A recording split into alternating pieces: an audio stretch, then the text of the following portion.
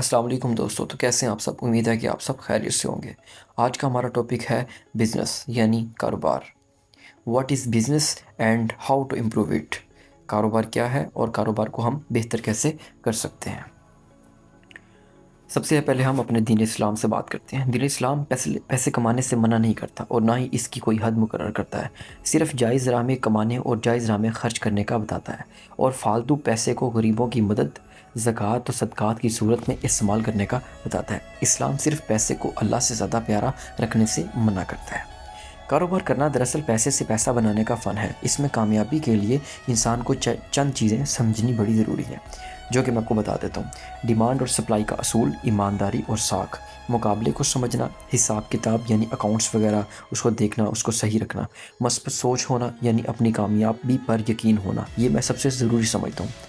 مناسب مقدار میں سرمایہ ہونا، نئے آدمی کے لیے ضرورت سے کوئی 20% فالتو سرمایہ ہو، یعنی اگر آپ ایک سرمایہ لے رہے ہیں، یعنی ایک آپ بزنس سٹارٹ کر رہے ہیں، تو اس میں آپ کو ایک عام آدمی سے 20% فالتو سرمایہ رکھنا پڑے گا۔ کاروبار کو ہی واحد گول بنا لینا، کاروبار میں سے کچھ پیسہ بچا کر کچھ ری انویسٹمنٹ کرتے رہنا تاکہ آمدنی بڑھے، اور اگر کاروبار میں نقصان ہو تو انسان کے پاس کچھ نہ کچھ سائڈ پر موجود ہو۔ یعنی کاروبار کا حصہ ہوتا ہے کہ فائنینشلی طور پہ آپ تھوڑے سے اسٹرانگ ہونے چاہیے، یعنی آپ نے تھوڑی سی ری انویسٹمنٹ کے ساتھ رکھنی ہے تاکہ اگر بالفرض کاروبار میں نقصان ہو بھی جائے تو آپ کے پاس کوئی نہ کوئی چیز سائڈ پہ موجود ہو۔ یاد رکھیں کہ اگر کوئی سیونگ اور ری انویسٹمنٹ نہ ہو رہی ہو تو کاروبار جاری رکھنا بیوقوفی اور وقت کا ضیاع ہی سمجھیں، کہ اس صورت میں انسان آہستہ آہستہ اندرونی طاقت سے خالی اور مزل ہوتا چلا جاتا ہے۔ آج کاروبار چھوٹا شروع ہو رہا ہے، لیکن کل یہ کتنا بڑھ سکتا ہے اس پر ضرور سوچیں۔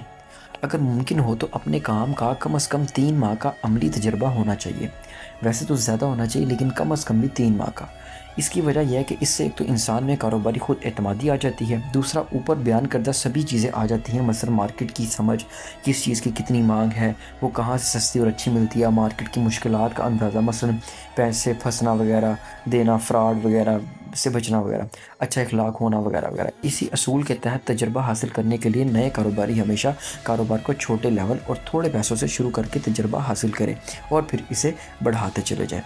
مارکیٹ میں مد مقابل اپنے پرانے تجربے کی وجہ سے ان چیزوں کو آپ سے زیادہ سمجھتے ہیں، آپ ان سے مار کھا جاتے ہیں۔ ساتھ ساتھ اگر مقابلہ جاتی رجحان میں درپیش رکھنے کی بجائے یہ مد نظر رکھا جائے کہ آپ کے کاروبار سے کتنے لوگوں کو فائدہ ہوگا اور آپ کا کاروبار کتنے لوگوں کے لیے باعث رحمت ہوگا، تو آپ کاروباری خسارے اور دیوالیہ پن سے محفوظ ہو جائیں گے۔ یہ ہے کہ اگر آپ ان چند ہدایات کو سمجھے بغیر مارکیٹ میں کوئی کاروبار شروع کر دیتے ہیں تو پھر 90% امکان اسی بات کا ہے کہ آپ نقصان ہی اٹھائیں گے، اور اگر آپ نے صرف ان چند چیزوں کو ہی سمجھ لیا تو انشاءاللہ آپ تھوڑے ہی دنوں میں ایک بڑے کامیاب کاروباری بن جائیں گے۔ در حقیقت رزق حلال میں ہی یہ سب کچھ آتا ہے اور اسی میں برکت ہوتی ہے۔ قرآن پاک میں اس کو اس طرح بتایا گیا ہے، ناپ تول پورا کیا کرو اور لوگوں کو چیزیں کم نہ دیا کرو۔ اگر آپ کو ہماری یہ ویڈیو اچھی لگی تو لائک کریں، سبسکرائب کریں اور ہمارے ساتھ یہ اچھا پیغام آگے پھیلانے کی بہت کوشش کریں۔ بہت شکریہ۔